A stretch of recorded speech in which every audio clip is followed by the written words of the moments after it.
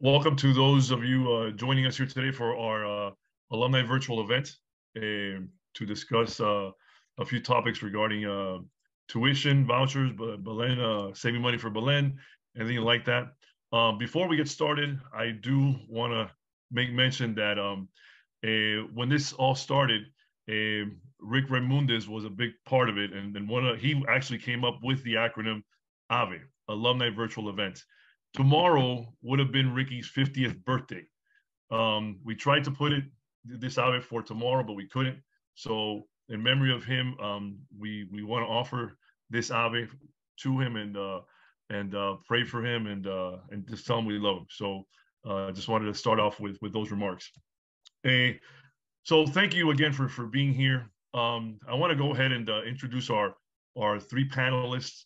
The way the format's going to go is very simple. Let me talk a little bit about logistics and so on. I'll introduce the panelists. They're going to say a few things about their area, and then we'll get into some questions that we have prepared. If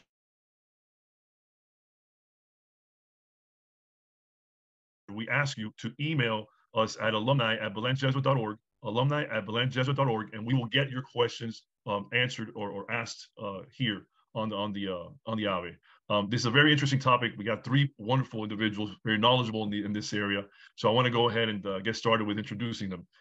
First, I'd like to start with Juan Fernández-Barquín from the class of 2001. You're joining us, state representative. Second, Alfredo Oliva from the class of 1992. He's a financial advisor with over 25 years of experience, so he'll be giving us some insightful information in that regard. And the elder statesman, Carlos Pérez-Abreu from the class of 1988. He is a managing partner at Past Accounting Firm, and will be giving us some information there as well regarding the tax areas and the accounting areas and so on. So with that said, I want to go ahead and start with Juan Fernández-Barquín, have him say a couple of things about his area of expertise and how he's going to be able to help us here tonight. Juan? Hey, Carlos, and thank you very much, and I really appreciate being here. So I'm a state representative. This is my fifth session now, my third term, and I represent West Kendall from the Turnpike to about 147th Avenue and Southwest 8th Street, south to 232th Street. I'm also an attorney, commercial litigator. Now, one of the cool things about being a state representative is that I have basically access to staff, the people who write the bills, the people who write the law, so I can pick their brains and really get into the details and see what they intended to do. And the purpose of me being here present is basically to discuss recent legislation on HB1, which creates essentially universal scholarships of roughly, on average, it's about $8,200 a student, and to discuss what makes someone qualify for it, how do they qualify for it, and what are the parameters, and things like that. So I mean that's why I'm here, and glad to be here, and thank you so much. All right, Juan, thank you very much, and thanks again for being here. Next, Alfredo Oliva, I want to go ahead and bring him on and have him say a couple things himself. Hey, Alfred, you're muted. If you can hear us, we cannot hear you. You're muted. There you go. Try now. Hey, Carlos. Thank you. Sorry about that. Yeah, Alfredo Oliva, class of 92. I'm a certified financial planner and with my own practice, OIG Wealth Management. So yeah, one of the biggest things I think on a lot of people's minds right now, and actually it's prescient even for Belen, is the skyrocketing cost of tuition, which I'm sure we'll get into, and what are the some of the most efficient ways to save for that. So happy to be here, and anything anybody needs either during this thing or afterwards, by all means, consider me a resource. Thank you, Alfie. Appreciate that. And then next, Carlos Pérez-Abreu from Past, class of 1988. Welcome, Carlos. Thank you, Carlos, and thank you for having me on here. For those of you who don't know me, Carlos Pérez-Abreu, class of 88, CPA. I have my own firm with several partners in Coral Gables, specializing in, it's a full service firm, but I do quite a bit of tax work, as well as audit work. And I've been asked to be on the panel to help with some of the tax issues that could arise with the use of some tax deferred accounts that are available for you now more than ever, right? Because they're available for the high school and elementary school years now as well, which they weren't before. I'm also the parent of a class of 22 graduate just last year, and I wasn't able to use any of these for the high school years, but using them for college. So hope to answer everybody's question, understand everybody's tax situation is different. And after everything we say today, you might want to consult your tax advisor afterwards to make sure that it's good. All right. Thank you very much, Carlos. So given that Juan Fernández-Barquín is on limited time here, I want to go ahead and focus on him and have him say a few things regarding the vouchers, anything he can offer regards to details, and then maybe go into some questions that we have set up in that regard. So Juan, if you can help us out and continue what you were talking about regarding the vouchers and the new HB1 vouchers law that came out. So, okay. Yeah. So there's been a huge movement the last couple of years in regards to concentrating on parental rights and empowering parents when it comes to education. One of the big things that we did this year, and so you all know, I'm currently in Tallahassee right now. We're currently in session. I think we have about 8 days left of the legislative session. And for those of you who don't know, we have 60 days in the state legislature when it comes to passing law and to making law. And outside of those 60 days, it would have to be a special session. So, I mean, right now we're in session. We've already passed HB1 out of the House and it was approved in the Senate. I believe the governor already signed it. But what it did is that it essentially created what I would call as a universal scholarship. And it all depends on what's called the FEFP, which is the amount that's allocated, I believe, from the state to each school district. And it depends on the school district. On average, it's roughly about $8,200. It could potentially be a little more in Miami-Dade County, but I would just say $8,200 now, just to err on the side of caution. The first big question with these school vouchers is one, and no pressure here, Carlos, is whether or not Belen participates in it, because that's the first thing is whether the school is going to participate in it, and if they do participate in it, there's several reporting requirements. They need to enroll with the Department of Education. They need to abide by certain guidelines of the Department of Education. If they receive over a certain amount of those funds, I believe it's over $250,000, then they need to do audits and provide them to the Department of Education. Now, aside from that, let's assume Belen uses them, okay, and Belen accepts them. The second question is, well, what's a qualifying? How do you qualify for these things, right? How do you qualify for this universal voucher? You're a parent. So what the law states is that first, the individuals who have first priority are individuals whose household incomes do not exceed 185% of the federal poverty level. All right, and I've looked at the federal poverty level, and it all depends on how many individuals are in the household to begin with. Obviously, the more individuals that are in a household, the higher the threshold is for what's considered the federal poverty level. So that's a first priority is that, right? The second priority are individuals between 186% of the federal poverty level and up 400% of the federal poverty level. Those are the individuals who have second priority for these scholarships, or whose households have second priority for these scholarships. And then third priority is over 400%. Now, the next question is, well, what's the availability of these scholarships? From my understanding, and this is, what I alluded to before, one of the best things about being in the legislature is being able to have access to the individuals who write the bills, the staff who did the intensive research on this, and I spoke to the bill sponsor herself, and what she basically told me is that, hey, these things are available, and they will be available beyond the 400% of the federal poverty level. So what I anticipate, in having been in the legislature now, this is my 5th session, is I would not be surprised if we do have to come back for a special session in order to iron out further qualification guidelines for who qualifies beyond 400%.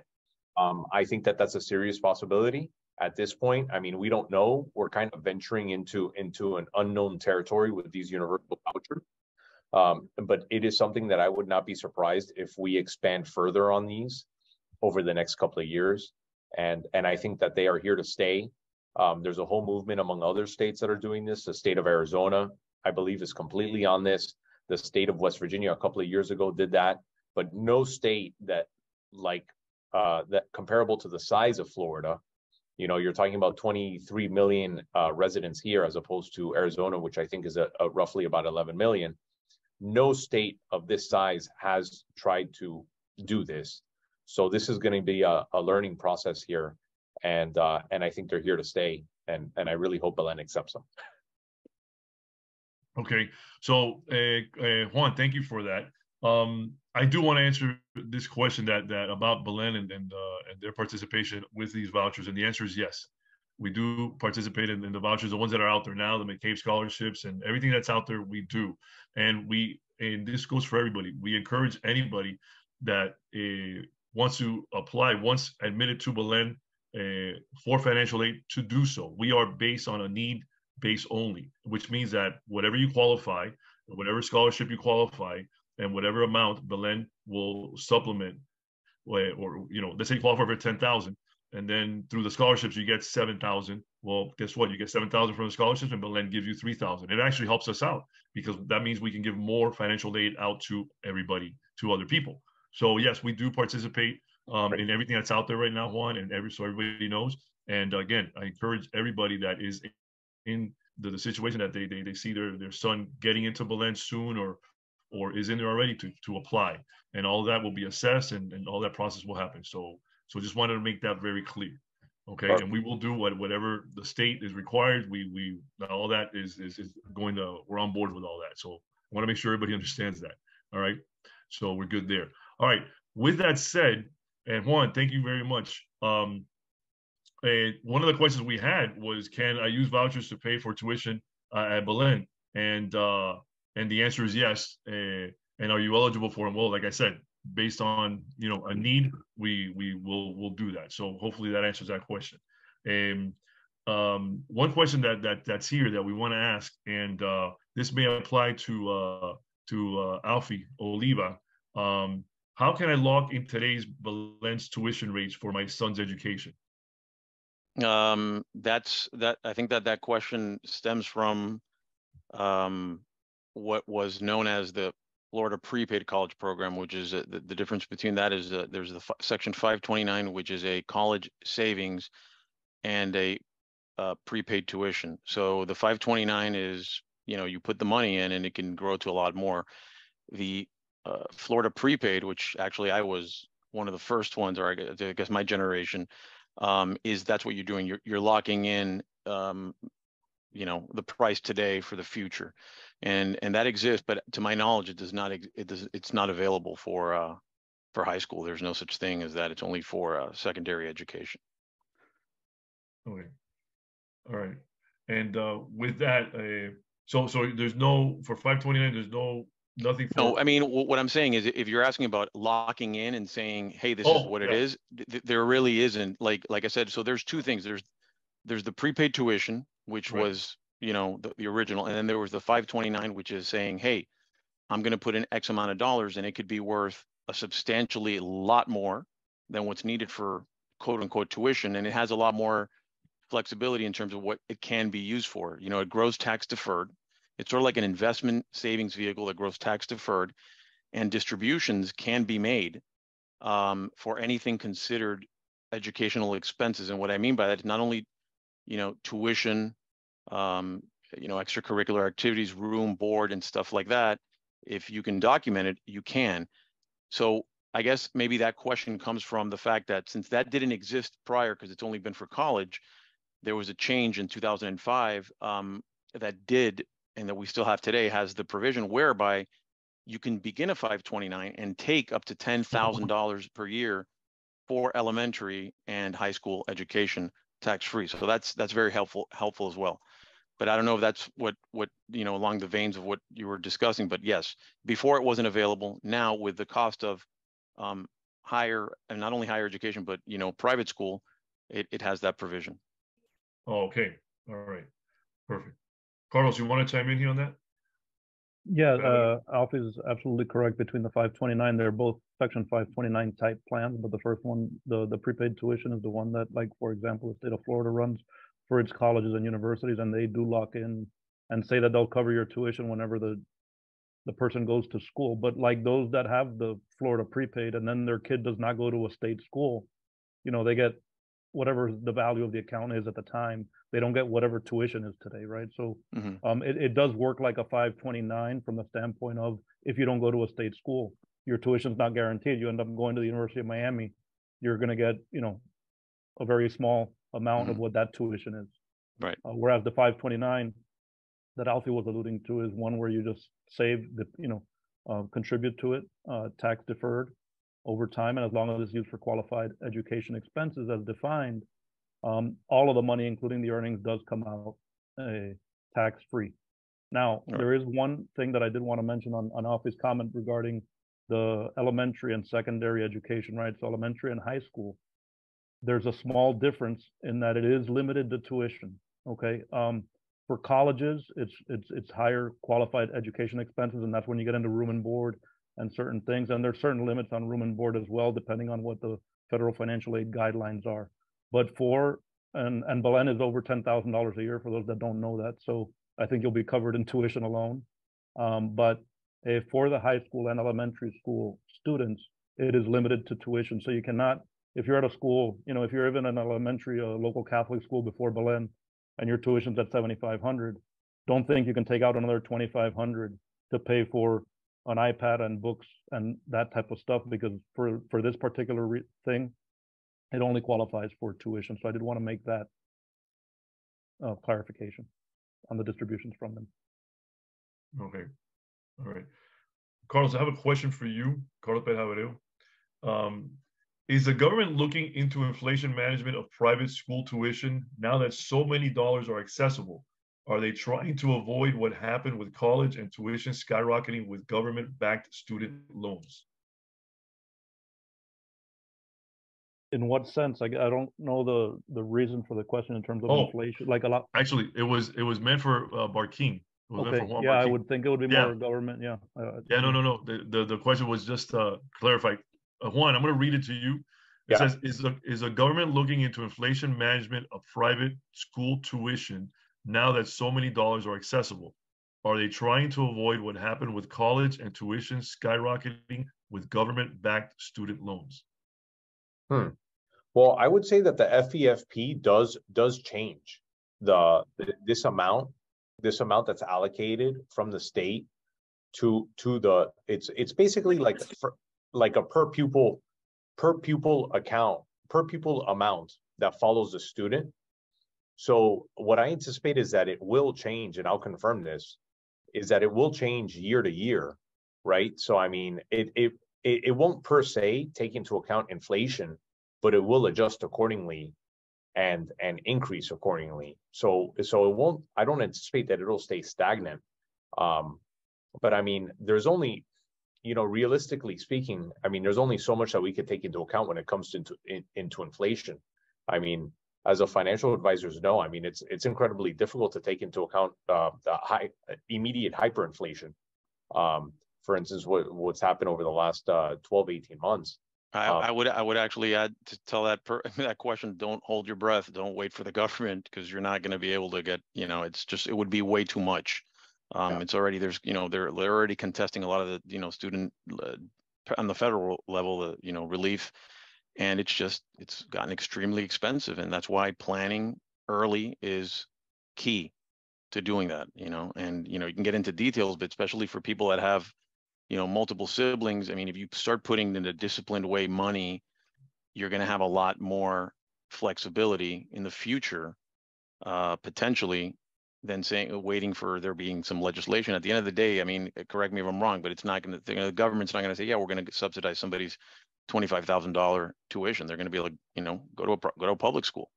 Yeah, you know, so absolutely, and not just that. Carlos and Alfie and Carlos Pérez-Abreu, I'm sure you guys can appreciate this, and I really want everyone to understand this, because I do make sure to reinforce this and tell everybody this, okay? everyone thinks that the government is like, you know, incredibly sophisticated when it comes to anticipating this. And listen, we're not House of Cards. This is literally Veep, okay? Like, this is it's pretty frightening in my opinion. All right. But I mean, to echo your point, Alfred, this is, you should not be waiting for the government to come rescue or to try and anticipate inflation, because, you know, at the state level we do the best that we can. And just so everyone understands, I mean, some people have this misconception that the state budget is derived completely off of sales tax. That's the farthest thing from the truth.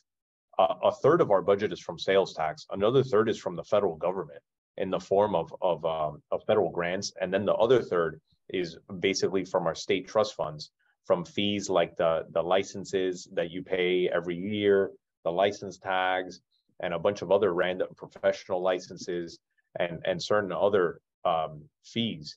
So, I mean, sadly, and I really don't like admitting this, is that a third of the funds that we receive from the federal government are coming from the very same actor that is the one responsible for creating the inflation in the first place. Mm-hmm. So, I mean, there's only so much that we can do to take into account inflation on the state level. All right, so let me chime in there for a second, Juan, because I know you have to leave. So I can stay another 10 minutes. I can. Oh, okay, okay, perfect. Okay, yeah. perfect. Okay, so let me, Alfred, this one's for you. I think, and then I think Carlos can chime in too with tax purposes. Why can't I just put money in the stock market and use that for tuition?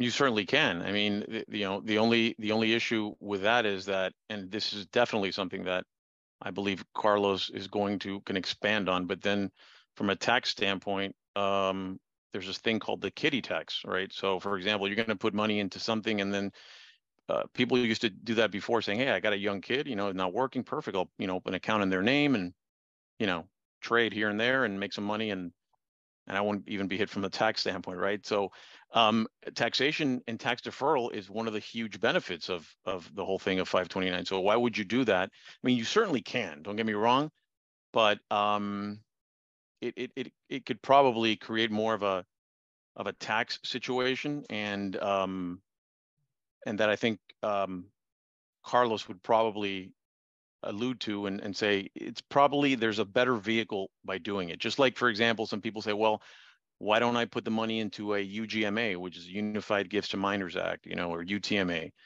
and that gives you a lot of investment flexibility. You know, you can do a lot. You can even, you know, in some of them you can even hold you know, real estate.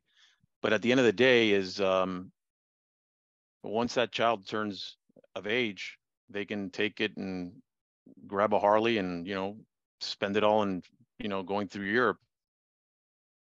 So control and having to do it for what it's intended. But I think Carlos could probably talk a little bit more. Am I right, Carlos, as it pertains to taxation?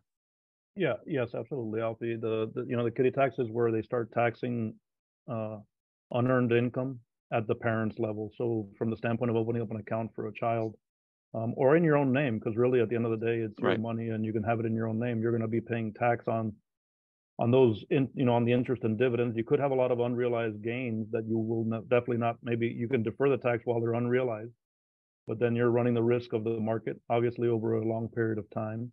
And then whenever you do go to sell, there will be realized gains at the time, and then that'll be taxed. So whatever advantage you have to earning the money up until the time that you've got to actually pay the tuition, then you're going to turn around and pay the tax. So depending on your tax bracket, it could be costing you up to 37% of that account. Right. It'll be long term, so it could be up to 24% of that account in a lot of cases if it's long term investment. Okay. All right. I'm going to ask a quick question here because it's on our list, and I just want to answer real quick. It says, do Belen legacies get a discount? No. So just want to make sure, you know, that one did come up. We had some people actually send us some questions. To my knowledge, no, Belen legacies don't get a discount, and so just want to end that.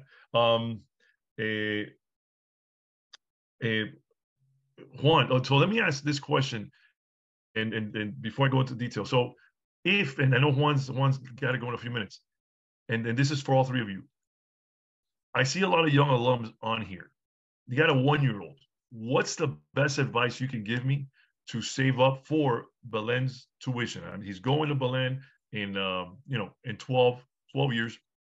What's the best thing you think I can do right now to save up and offset my tuition costs? I know I can't do the prepaid. I know we don't have that, but por lo menos offset part of the cost when the time comes. What do you recommend? I know that's what these guys want to hear. I mean, honestly, the 529 is probably one of the best options there.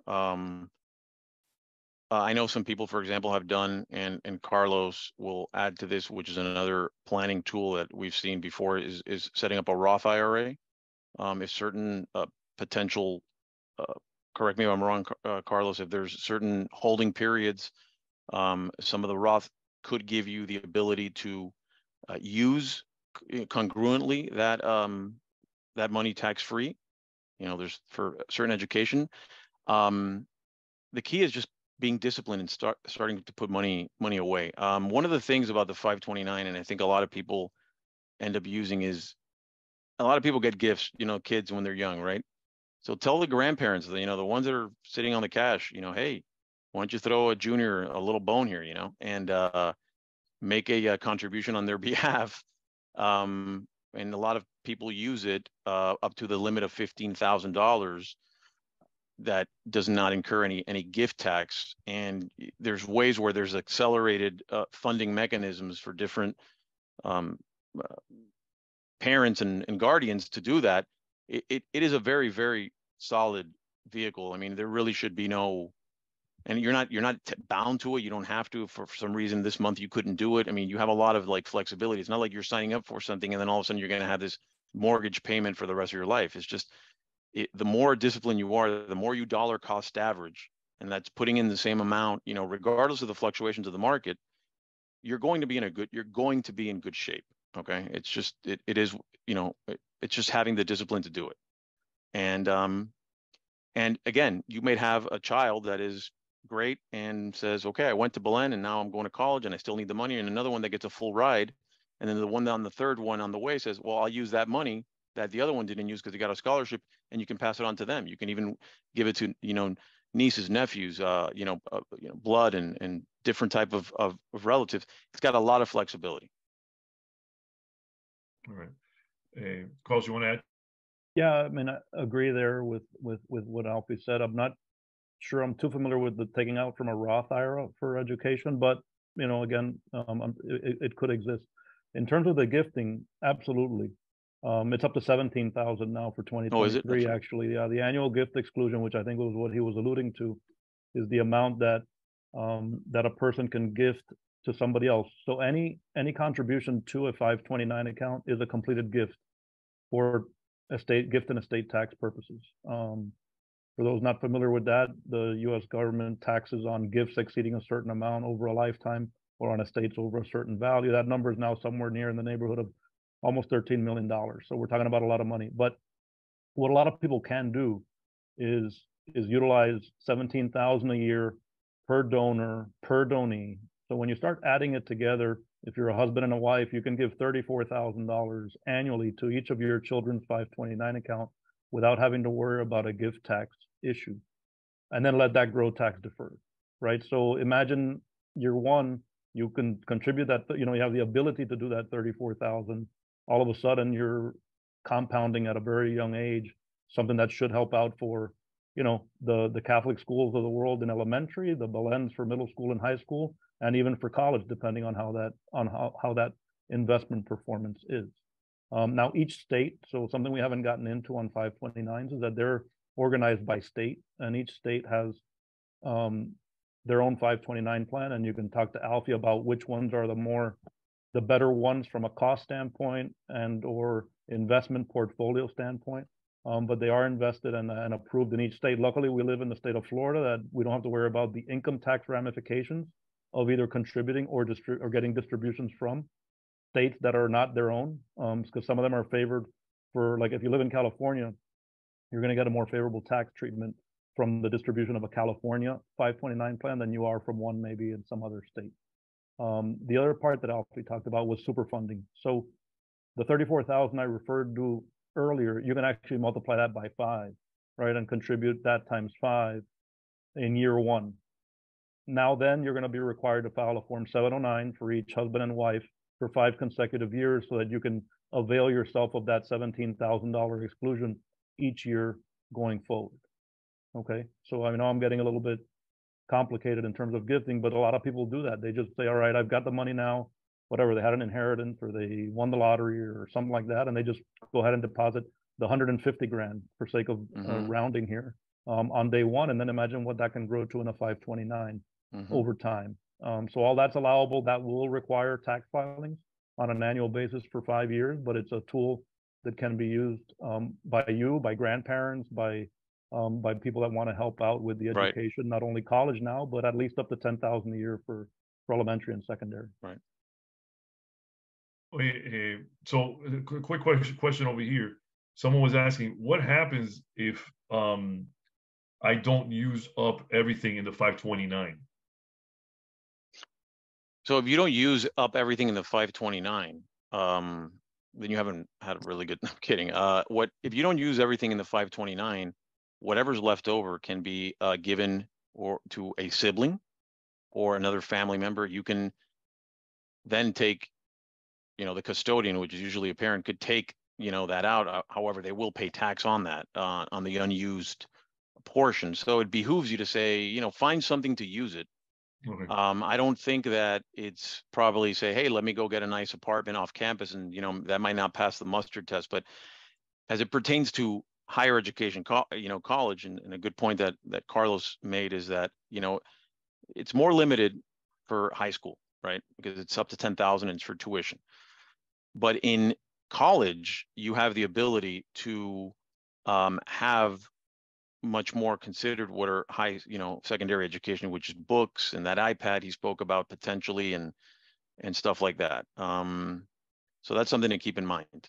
It's not like you're going to lose the money. You'll find something to do with it. All right. Hey, Juan, I know you got to go, so I want to let everybody know that if they have any questions, we're going to send a follow-up email to all the participants. Is it okay if they email you, ask you questions, regarding the voucher system? Now, do you want to say any parting, remarks just regarding the voucher system, the outlook, anything that you want to just let these people know? Yeah, I would say, listen, I anticipate that this is just going to grow, and that this movement's going to grow. And I know it depends on the federal poverty level, but I would say make sure to monitor this, because I anticipate that families even beyond this second priority 400% poverty level are going to be able to qualify for it. Just to give you an idea, I was doing research on this. 400% above the poverty level is a family of 3. The way I read this is a family of 3, a household of 3 individuals. So, a parent and 1 kid, joint household income of $100,000. I know that's not a lot, but it's the kind of thing that I think that this is going to grow. I anticipate that we will either add more levels to it, or that there will be more money available beyond the 400%. So this is definitely an option that parents who have children in school to keep an eye out for this, because this could potentially be an $8,200 windfall for you to use for tuition for your child, even if it's not Belen, whichever school it is. And I think there's also flexibility with this $8,200, if I'm not mistaken, to possibly use for tutoring or other expenses also. So, I mean, this is a great tool to use one way or the other, and to just keep an eye out for it, and to also put it in your toolbox and consider it along when you're thinking about the 529 and Florida prepaid. All right. Hey, well, listen, I appreciate you coming on, and best of luck to you and the rest of your session. And I'm sure these people will be reaching out to you, and thank you. Okay. Thank you. Thank you very much. My pleasure. All right. Thank you very much. All right. Bye-bye. Bye. Wait, now, Alfie and Carlos, I have a question over here. Can I use 401k funds to pay for tuition with the same benefits as the 529? Absolutely not. Okay. Well, that's, yeah.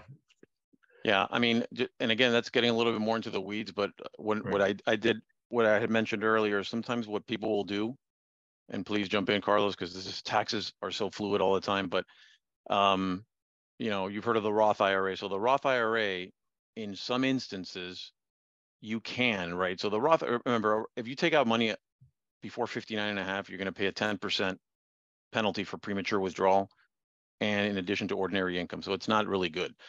The Roth IRA has the provision, and it was started in 1997 by Senator Roth at the time. That's why says that you can use distributions for qualified education expenses without incurring any penalties or tax. Okay, normally distributions from a Roth IRA, the good thing about them is that they're going to be tax-free. The disadvantage is you're not going to be able to take that as a deduction against your income like people do. But you can withdraw them penalty-free if you're under 59 and they're used for expenses just like, tuition, books, and room and board, as long as you're holding them for a certain period of time. It's not the most ideal thing, but it gives you some of that, but definitely not from a 401k. What you'd have to do is pay the tax on that and then do it. And it's not an efficient strategy. And in addition to that, the Roth IRA contributions are kind of limited as well. Right. Unless you're in a Roth 401k situation with your employer, there are income limits on Roth IRA contributions. And phase outs, right? And phase outs. So you may or may not qualify for that that provision. And the 401k, same thing, 59 and a half, early withdrawal, and education is not a hardship that you can take out a hardship distribution, but you're still going to pay tax on it. So no, I think 529 would be a better fit for that type of distribution. I'll make a quick note. So there was another thing too that was before that they used to call it an education IRA, which is known as a Coverdell education savings account. But that again is limited because people used to use that. Before that, I think one of the reasons why the 529 came about, being able to take money out, is because there really was no other funding vehicle for elementary and high school education other than the education IRA, the Coverdell. But the same thing, it was a $2,000 maximum annual contribution. So you can have one child and everybody can chip in, and it could be like, you don't have the same ability like you have with a 529. You can only put in an aggregate amount of $2,000. And like Carlos said, there was AGI limit. So even if you weren't doing the contributions, they would look and say, well, the father or mother, they make X amount of dollars, you can't do it. So it's the 529 is pretty much the way to go. All right. Wait, I have this question over here. Can we use the 529 for papel expenses? Hey, you knew it was going to happen. All right. So you would have to ask Carlos to do your return and see if it could pass them with the IRS. By the way, Caballero, there's still papeletas. Okay, it still exists for you alumni that are on. And if you think about it, Belen now includes that cost in tuition, I think. They somehow. do. So yeah, they do. Incredible. In theory, they are, to answer the question, right? Okay. Wow. Okay, there you go. Hey, this may have been answered before, and I apologize if it was, but there's a question. Who can open the 529 plan for a child? Is it a parent, or can the grandparents do that too? Anyone. Anyone? Anyone. I can open up account of 529 for my neighbor if I wanted to. So it has a lot of flexibility. Okay. Yeah. Yeah, the beneficiary is the key part, right? And the person that's going to be benefiting from it. Exactly. All right. We have a couple more questions. One, someone's asking here about taking out using their home equity for paying for school. Is that something you would advise? Is it that was a question here. Well, correct me if I'm wrong. After the 2017, Carlos, you can only do that for like home remodeling type. I mean, people used to take HELOCs to do that and think that they can deduct the interest, but I don't think that flies anymore. Carlos? Yeah. I mean, you can obviously tap into home equity, but the interest deduction, and now not only because of that, but with the new increased standard deduction, less and less people are even qualifying for itemizing. So there won't be an interest benefit to doing that. Right. Yeah. And by the way, just want to make clear that everything we're discussing here applies to all private schools. Everything that we've talked about, and with the voucher program now, applies to even elementary schools and so on. So, just want to make that clear. What I do want to do now, Alfie and Carlos, is give you guys the opportunity for some closing remarks, and then we'll wrap it up. I think we're done with questions. So Alfie, go ahead, and if you want to say anything to close out, appreciate it. Yeah, no, look, I get it. I'm a father of a girl. Obviously, she's 21 and she's at Loyola in New Orleans. So early on we put a lot of money to work, right? And that's one. So I can only imagine every single year, high school education tuition gets much more expensive. And definitely it's one of the biggest things that I get when people come to me sometimes as their overall financial planning is, it's prudent not only for your child to do so, but even for you, so you don't have that burden later on. The quicker you plan and the more comprehensive your financial planning is, it's better for everyone around, because you don't necessarily want to have that huge expense down the road. And it's something that should definitely look into sooner rather than later, because it has a lot of ancillary benefits, not only for education, which in turn, but all the other things having to do with your whole financial picture. So without a doubt, I mean, this is basically it's a call to action. The fact that, high school tuition has gotten so expensive for private school since when we went there, we want to give our children the same education that we had at Belen, is without a doubt, this is the time to plan for it, because you don't want to be in a pinch. Yeah. Just to give you an idea, Belen's tuition for next year is $22,500. Compared to other schools, we are on the lower side. And we're still a bargain. Yeah. Compared to your Westminsters, Gullivers, Palmer Trinities, Carrolltons, Ransom, all those, we're still a bargain. I think Columbus and Lourdes are just under us. But just to give you an idea, and that's all in. That includes lunch, by the way. That's a huge selling point. Mm-hmm. So I just want to give the audience an idea as to where we are as far as tuition right now. Carlos, turning it over to you to give some closing remarks. Thanks, Carlos. So yeah, I mean, I think we covered most of it. One thing that we left out on the distributions from the 529 that it now qualifies for as well is that you can pay back up to $10,000 of student loans over lifetime, right? So it's not per year, but you can actually use it for the person that asked about not being able to use all the money that was in a 529. It can, towards a certain beneficiary, pay off student loans up to $10,000. And we had left that out when we talked about distributions from there. But overall, same, to echo Alfredo's comments, I have two kids, both are now in college, and we went the private school route from elementary through high school. And we funded their college at the time because this wasn't around to be able to do it for elementary and high school until until the most recent years. We funded it through the Florida prepaid on one end and through a 529 on another.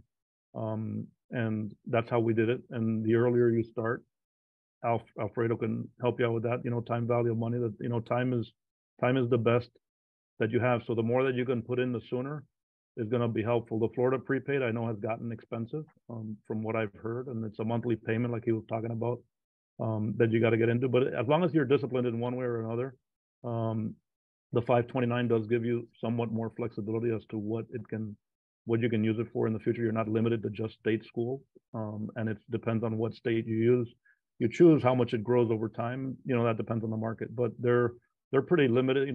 So the investment vehicles that you're going into are geared towards somewhat conservative investment. You're not going to get there and start, buying cryptocurrency with your 529 account. Okay, it's mutual funds. Mm-hmm. We didn't talk about that. It's going to be certain mutual funds that are approved by each state, and you're not going to be able to tell them that you want to buy GameStop, tomorrow to try to make some more money for college. So that's the other part maybe that we didn't get into on the investment side, that they are limited into what you can do, but they do grow to a certain degree and help out down the road to be able to utilize it for those expenses. And now that $10,000 help tax-free also helps for the parents planning for that with time. So as you're planning for college, which you're doing at an early time, now you can consider the high school, the elementary and high school part of that as well. And as you take money out for elementary school and high school, then keep depositing at that point in time for the college fund, because you're going to be depleting a little bit. But it's something that you can do, and there, just don't go over the gift limit. Yeah. Well, thank you. One question just came in after I mentioned the tuition for Belen. It is what is the estimated increase? Well, a rule of thumb is 3%, but it also depends on inflation. So I hope that answer there. Obviously, there was a bigger increase now, and that was that inflation increase. But 3% is a rule of thumb across the industry. So just to let you know. All right. So just want to let you know that one quick parting thing, just last thing I forgot that. So not only the 529, what could be left over, there's ways where you can even use for grad school. I mean, so it has a lot of flexibility, and it's just like Carlos says, it's just putting in dollar cost averaging, being age based, and letting it work, accumulate. Right. All right. Well, thank you both for joining us and being part of this panel. Just to let the audience know that this AVE will be on our YouTube channel, our alumni YouTube channel. If you ever want to access it, we will be sending you an email, all the participants, with the contact information of these three individuals, these three panelists, if you ever need to contact them offline and just ask them any questions. So we appreciate that. I do want to take a moment to on the alumni side to plug some events. And we have a fishing tournament that's happening June 10th. We're still accepting boat registrations for that. We have our 100-year celebration. We're celebrating 100 years of the Belen Alumni Association, and we'll be having a major party at Bayshore May 20th in that location, which is a beautiful location. So look for all the announcements and all the social media posts that we have to register. Registrations are limited, so make sure you get on it quick. So I want to thank you. I want to thank again the panelists. I want to thank you for being here, for coming. I went through this way back when. I was lucky to be a teacher at the time, so I was very lucky to get financial aid. But I know how it is. As soon as your boy is born, is how am I going to pay for Belen? So this is a great opportunity, and to have these guys as a resource, and the alumni as well. So thank you all for joining. Thank you guys, and have a great night.